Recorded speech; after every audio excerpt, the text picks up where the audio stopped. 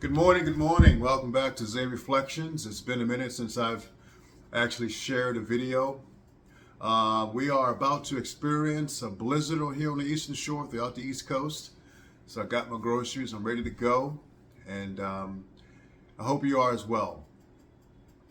Let's see, where do I want to begin? So if you like the things that I share, please subscribe, hit that bell so you get notifications. And let's get going. On my way to the grocery store this morning, I was listening to a book on audio by Bell Hooks entitled All About Love.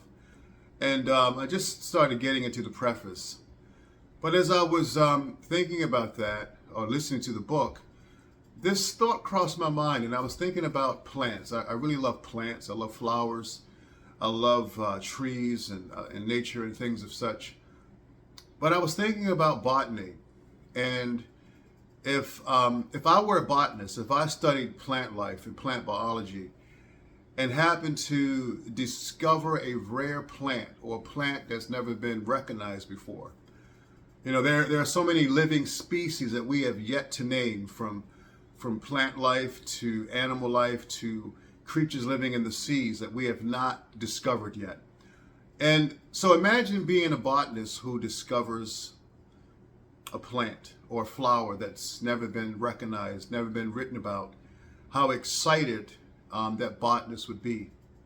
He or she would write books, and they would be lecturing all around the globe because they found this new flower that has evolved and now is here, and we can talk about it and show it to the rest of the world and try to understand the mechanics of this unique flower. That botanist would not see the flower for the first time and say, hey, this is not a rose and this is not a lily. We don't recognize that. Let's destroy it. That's the last thing that a botanist would do. He would celebrate that. She would celebrate it. She would honor its life, its presence, its existence.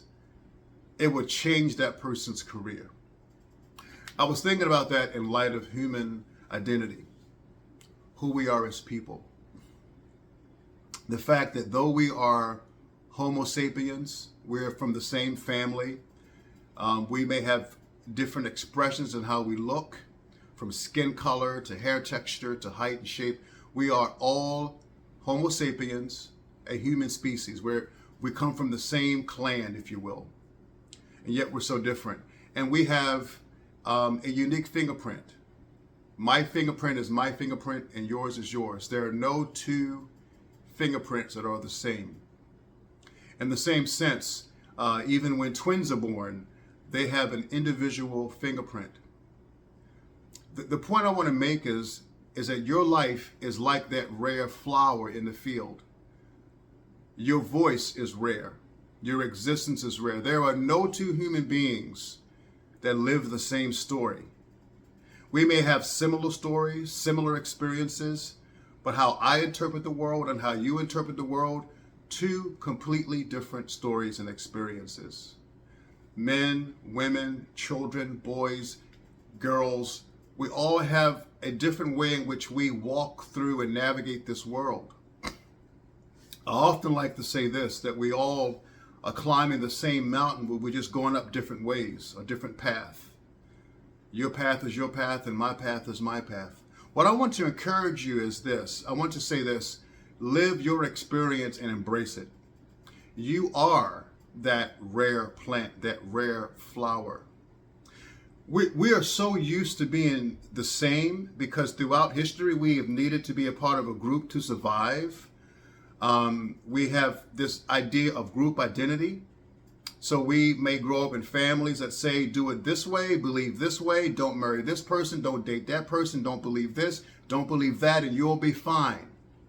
But what if you're that rare plant, that rare flower that has a different voice, that sees the world differently than the group that you are a part of? Whether it's your religion, whether it's our political affiliations, whether it's a subculture within a culture, we have all these different ways in which we must identify in order to be a part of the group. But what if you're that rare voice and there is no group for you? What if there's a unique color, a unique vibrancy that you bring to the planet that only you can bring.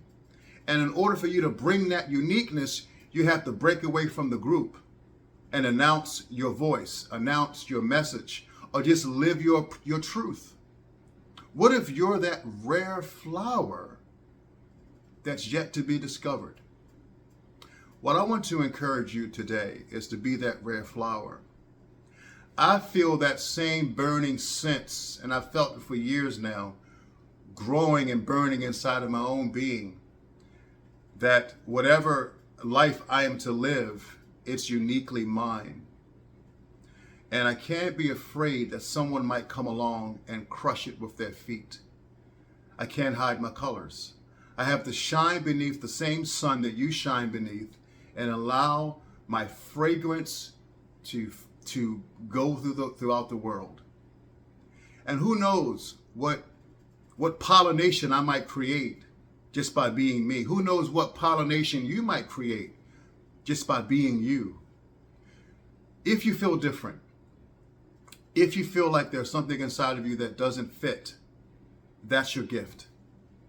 It's a gift. It may not always feel like a gift. Sometimes it's painful, kind of reckoning with that reality that you're unique.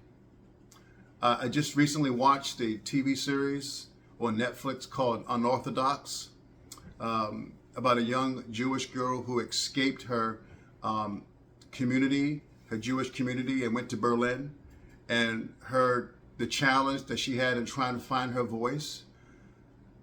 It was a beautiful 4-part series that I highly recommend. But it spoke so deeply to me about the importance of finding your voice and the struggle it is to find that. If that's you, be encouraged. You're not alone. If this resonates with you, hold on, and don't let go. Don't blend in with the scenery. You're not supposed to. You're unique. Your voice, your fingerprint, your mind, your life, everything you are is unique. So be that flower that blossoms. May you be blessed today. I hope these words have encouraged you. And namaste to you. And may you be blessed. Thank you.